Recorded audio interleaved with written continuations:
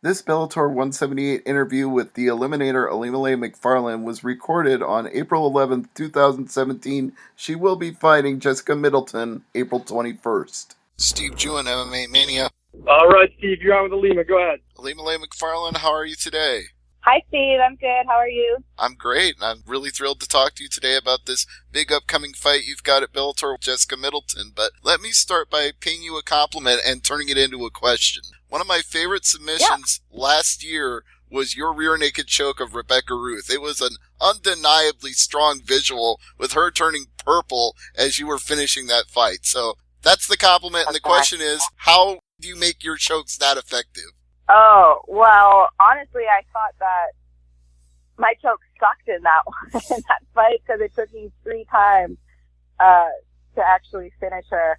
But really what had made the difference in that third attempt when she stood up was I just made a little adjustment and we call it a 5-0 grip in our jiu-jitsu system. I'm a 10 planet jiu-jitsu practitioner, and we call it a 5-0 grip where we kind of trap their wrist down and then go for the choke. So I made that little adjustment, which was easier too because she was on her feet, and that was when I was able to sink it in. And it was funny because I remember this is so silly, but if you recall the Misha Tate versus Holly Holm fight when Misha had Holly in a rear naked choke, right? And you saw Misha's face, and she's just like gritting her teeth, like squeezing with all her might. And that totally flashed into my head during the fight. I'm like, make a Misha Tate face for the cameras. And it turned out to be a great picture. So, yeah, that's what I was thinking of. It was a great picture, and it was a great moment. Even if you had to sing it in a couple of times, like you said, that one little adjustment made all the difference. And I have to say, any of your submissions that I've seen, even if they weren't that visual, have always been that impressive to me. Thank you. Yeah, I have 2, I think, so far. Yeah. So 10th Planet Jiu-Jitsu, you give them the credit for this. And I know after the fight, you also gave a lot of credit to Manolo when you said he wasn't doing too well. Hopefully he's doing better now. What's the update? Yeah, so he was basically on his deathbed in St. Louis. He had a really bad infection that spread to his bloodstream. So, but he was totally cleared of that. And then, so that was kind of like a wake-up call for him. He needs to get back on his shit and start, like, eating healthy and stop posting his Manolo eat stuff on Instagram, which is really difficult for him. But, yeah, he's doing good right now. So we're still trying to get on him, though, to keep losing that weight. Can't be, yeah. Well, hopefully he keeps at it, because we don't want to have another deathbed promo after a fight and saying, how much you're worried. So hopefully he keeps in good health here. But speaking of good health, how is the camp going for this fight with Middleton? It's great, honestly. It's there's no major injuries. Of course, there's always aches and pains every day, but no big injuries. Everything has been, according to plan, really. And then for now, I'm just in the weight cut phase. Now I'm getting to my grumpy, annoying phase where I just tell my teammates, don't talk to me.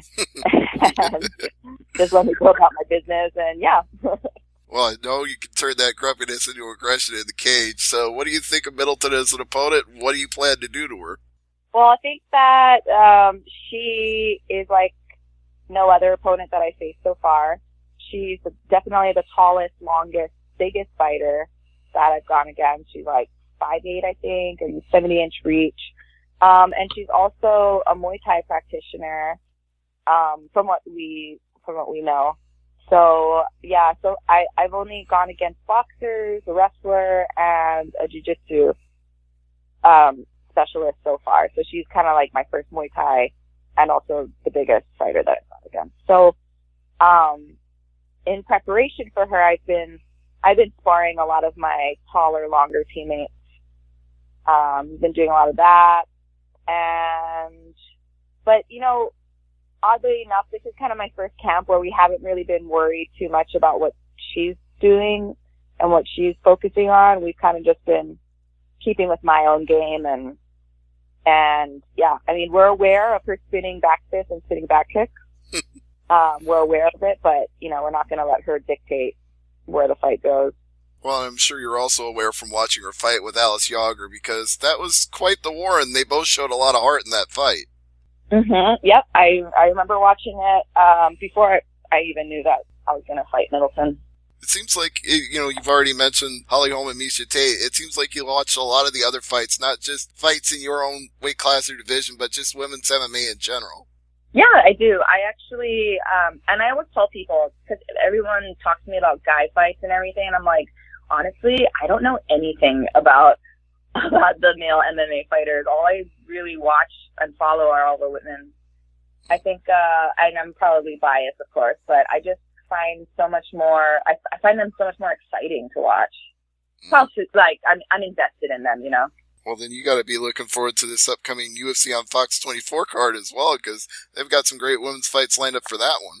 Yep, there's Ashley Evans-Smith, who, of course, we're actually managed by the same company, and she's a great gal, so I'm looking forward to her fight. And then the Rose Namajunas versus Karate Hattie Michelle Watterson fight. I'm really excited for that one. Oh yeah, I'm dying to see that one, because I've talked to both of them at Invicta fights, and Rose is such an interesting, intriguing character, the thug Rose. I truly enjoy her fights. I wish we could get like a Bellator UFC crossover fight where she could fight in the Bellator flyweight division.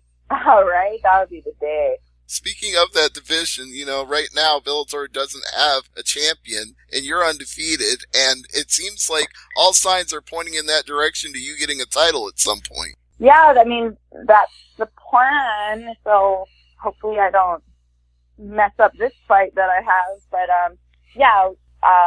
we're hoping to kind of make a run for that belt because, with everyone that they sign, it just makes the most sense that I would be the front contender for it. So, again, I was telling people today, too, that I don't think it would be the end of the world if I didn't get that win this next fight, because I think Bellator does a really good job of getting their girls fight, even if they are coming off of a loss. And I don't think it has really, I think Ducote and Rebecca Ruth are still up there, as far in the division. So just because they lost doesn't mean they're entirely phased out. No, and actually that leads to my next question, which is, if they were to say on short notice announce, we want to add this fight to Bellator 180 as, part of the pay-per-view, and they asked you, who would you like to face? If it was somebody you hadn't faced or somebody you already had faced, would you take the fight, and who would you want to fight? Yeah, I would absolutely take the fight. So, I actually had been, of course, I've always been interested in the Anastasia fight. I've been asking for that fight for a long time now. But honestly, for a title, it would draw viewers, because she has a lot of followers. I have my fan base, whatever. But as far as the level of fighter, I honestly don't think that she's on the same level as me. Especially after her last fight, she just fought this past weekend in Italy. And I was not impressed at all. I was actually how did I ever call this girl out? I don't know. So I think just as far as that's going to be my one cocky thing that I say about that. But as far as drawing viewers and everything, then I think that would be a good matchup. But just level wise, I don't think that would be good. Level wise, I actually think that Colleen Schneider would be a good test for me. And, she's a veteran. She has 16 fights or whatever. But the only thing that I'm worried about that is that, and I'm actually worried about that with Anastasia as well, is that can they make flyweight? Anastasia has been fighting, she's been fighting at catchweight her entire Bellator career. And then she missed weight this last time at catchweight. So it's she wouldn't even be, I don't think she would even be able to make it down for the 125 title. And then with Colleen, she's coming down from Bantamweight. And she fought at a catchweight as well for her Bellator debut. And so, I think that would be my only concern with those girls is that if they can make the weight or not. So aside from them, I would say that Pally Ducote would be the most realistic matchup. That would be an excellent rematch because you two had a fun fight and it went the distance. But I have to think, like you said, there's very few people on your level. So if you already beat her once, I can't imagine the result being too much different the second time. Yeah, but again, like you said, it went all 3 rounds. It was battles back and forth, super close. It was like, it came down to inches, really, in that fight. So I think that would be a really good matchup, or rematch. Well, you mentioned that Yankova has had some issues with making weight, and it doesn't seem like flyweight would be an attainable goal for her at this point. What do you think is causing the issues for her? Honestly, I don't know. I feel like she could hire a nutritionist. Like, it seems like she has the connection, she has the money. So why doesn't she just hire a nutritionist? It's not rocket science. But then again, like, per camp, they've had issues with their fighters making weight before. And I haven't, like, delved into any research on that. But, I was just like, people have told me before that AKA has kind of had some trouble in the past with that. But well, one might say that actually with Daniel Cormier over the last few days, it kind of reared its head again. Yeah, exactly, right? Or then, like, Mark Hunt or I don't know, something like that. I don't really follow too much about MMA news or anything, but I just heard that they have a reputation for that. So I think, but another thing that crossed my mind is that, like, I know she does her camps out in Thailand, and I visited Thailand for a couple weeks, and I freaking lost weight there. Like, the food, the weather, the humidity, I was sweating every single day training there. So I'm like, how the hell can she not make 25? And maybe she's just physically, she just can't, she should be a bantamweight or even a featherweight for that matter, But yeah, I think, maybe she's just, her build, just, she physically can't get down there. Do you think that's in the future then for Bellator? Do you think they're going to add a bantamweight class for the women?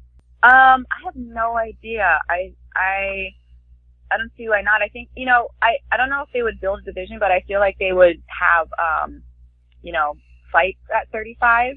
Because I know that even though they don't have a strawweight division, they've had Carrie Melendez fight at strawweight, for her debut. So, I'm not sure how any of that stuff works, but I could definitely see them having, a bantamweight fight here and there. Well, and you mentioned Carrie Melendez, and we've seen her switch back and forth between kickboxing and MMA. Is kickboxing something you've ever wanted to do in Bellator?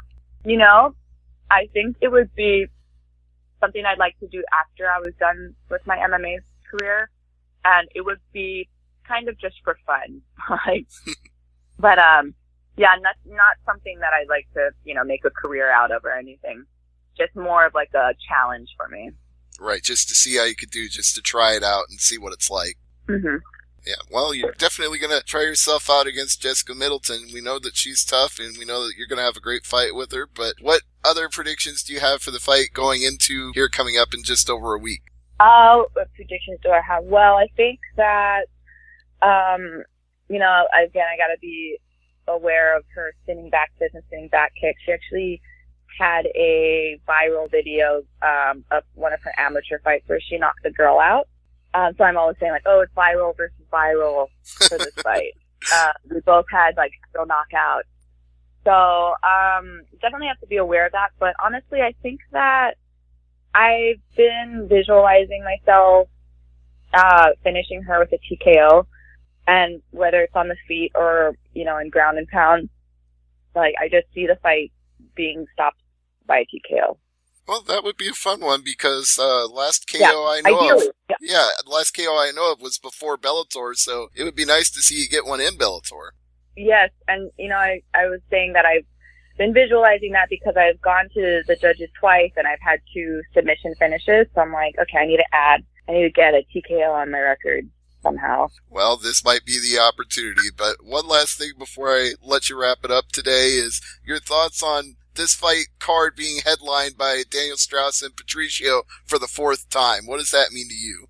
I haven't even watched any of their previous fights. So when I heard it was the 4th fight, I was like, what?